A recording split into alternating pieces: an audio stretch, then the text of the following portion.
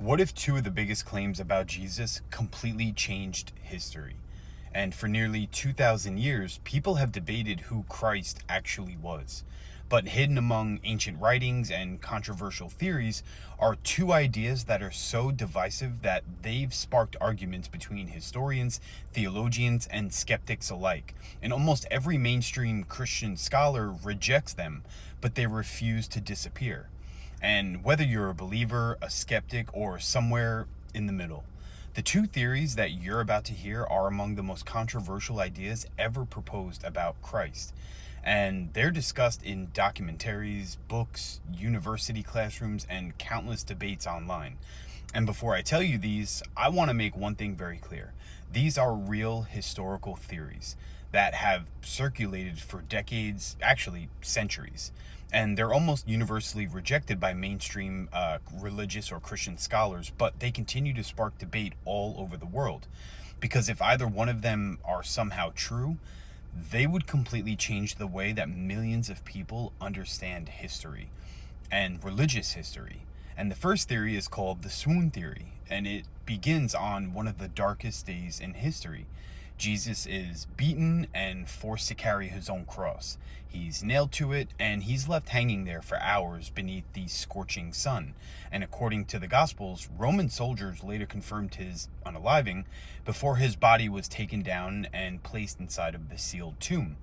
Now, for most Christians, that's where the story ends and, the crucifixion account really begins, but not everyone agrees. Supporters of the swoon theory argue that Jesus never actually passed away there, but instead they claim the extreme trauma, the blood loss, and the dehydration, and of course the shock that was caused him to fall into a severe coma, and they mistook him for being unalived. And according to the theory, once his body was placed inside of the cool tomb, he slowly regained consciousness, escaped, and his later appearances became the foundation for the reports of the resurrection, his resurrection. And now, it's a theory that's fascinated skeptics for generations, and there's just one problem with it. Roman executioners weren't amateurs at their job, right? The crucifixion was one of the most brutal and yet efficient execution methods ever devised in history. Soldiers who failed to ensure a prisoner's unaliving could face severe punishment themselves. And that's one of the biggest reasons that historians and virtually every mainstream, religious scholar rejects the theory. But that's only the beginning, because the second theory, which is one of my favorites, has inspired best-selling novels, documentaries, and endless internet debates, and as well as they go hand in hand with the swoon theory. And that is, what if Jesus was married? And specifically, what if he was married to Mary Magdalene? And the idea exploded into popular culture after books like The Da Vinci Code, but it actually comes from much older writings, including a document that is called the Gospel of Philip. And in that text, Mary Magdalene is described in language that some people interpret as suggesting an unusually intimate relationship between her and Christ.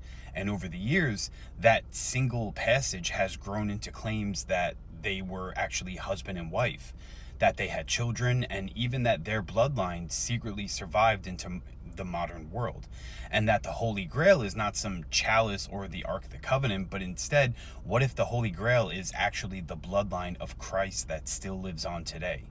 And it's an incredible story, but historians urge caution, of course. The writings used to support these claims were produced generations after Jesus lived, and they're not considered historically reliable by mainstream biblical scholarships. But is that all part of the plan? Because today there is no accepted historical evidence that Jesus was married, and nearly all historians reject the claim. Yet thousands of books, hundreds of documentaries, and millions of people continue asking the same question. Not because the evidence is so overwhelming, but because these theories touch one of the most influential figures in our history. Whether you believe they're impossible or whether you think that there's more to the story, like I do, they remain two of the most controversial theories ever connected to Christ. So let me ask you, have you ever heard either of these before? And if so, let me know in the comments and let me know what you think.